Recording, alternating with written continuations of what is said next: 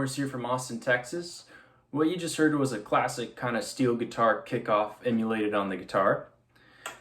In this series of videos I've been posting, we've been talking about how you can take just simple double stops and emulate the steel or pedal steel guitar. In this case, we're in the key of G, and we're starting on the 5 chord, which is a D, and playing 2 bars of 5 and 2 bars of 1, often referred to as a 55-11. So what we're doing to get this sound is we're working up the G major double stop scale. So just taking a G major scale and adding thirds to it. So in this case, if you think the third of G is a B, we're just going to drop it to the third string. So we have that, G and B. The third of A is C. Move it to the third string, we got A and C. And so on all the way up. Now the cool thing about a 55-11, or just anytime we have a 5 chord going to a 1 chord, is that essentially we're playing all the same notes. It's just the emphasis of where those notes are.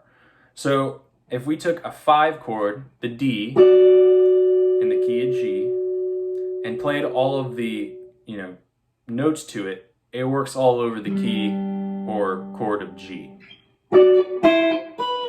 In this sense, we don't have any outside notes. Let me clarify that. So what's happening here with a lot of these kicks is that we're just working up the scale and then coming down the scale. So in this instance, I'm playing 1, 2, and what that is just working up to the flat 7 of D, which is a C. So we've got A, B, C, and another hammer on, and what I do there, just to give it a little more, notes and more of a harmony, I grab all 3 strings. So I'm barring straight across the 7th fret and hammering right on. So I've got, you can do it twice if you want, you could do or. And now what I'm going to do is come down to the A. We're still over the D chord, and do that move. And what's happening here is I'm just taking my D double stops, so we know it up here really well, and I'm just displacing them an octave. So I've got, and that's just a cool little slide, and then just a resolution back to the G. So that's B, A, G. So we've got 1, 2, 5 chord, 5 chord, 1 chord. And that lick right there is just taking your double stop, playing the full chord of it, but using your fingers to separate the notes a little bit. So we've got,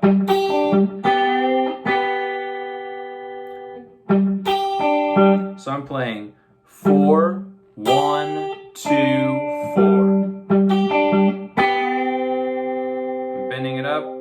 There it is. And then releasing it.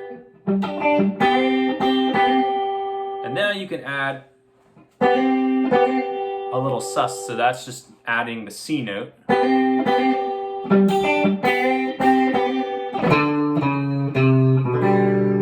then I'm just walking back down to the start of the verse of the song. So that's just going to be D, D flat, C, B, and there's our big G chord. So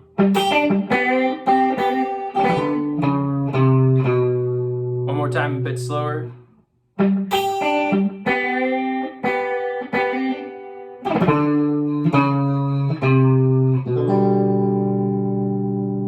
So really, the important information here is just to know your scale all the way up and all the way down on all your strings for the double stops, because then you can just manipulate where you want to start and end depending on the string set. And not to say you need to learn it across all, I guess just take that back. It's most useful on your first and second string for this kind of stuff, but not to stop you from learning how to play double stops on the third and fifth string. So all together one more time, just working up then down to do this 55-11 kickoff in the style of maybe a Ray Price shuffle tune. This is what it's going to sound like.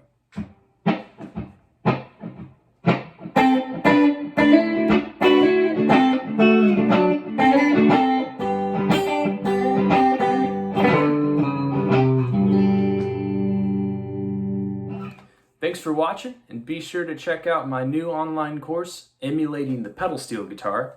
You can check a preview of the first section out, and it's got some PDFs that come along with each section and about 20-minute long videos that detail the styles of Ralph Mooney, Lloyd Green, and Tom Brumley. And then we put a solo together at the end that utilizes all those concepts. So see the description below, and happy picking.